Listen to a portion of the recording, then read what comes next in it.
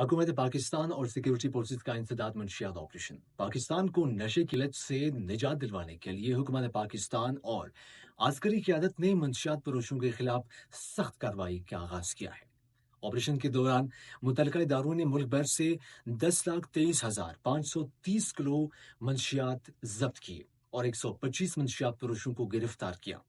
24 تا 31 مارچ کے دوران بلوچستان سے 1074، KPK سے 8,013، گلگت بلتستان سے 28، پنجاب سے 166 اور سندھ سے 19 کلو منشیات ضبط ہوئے۔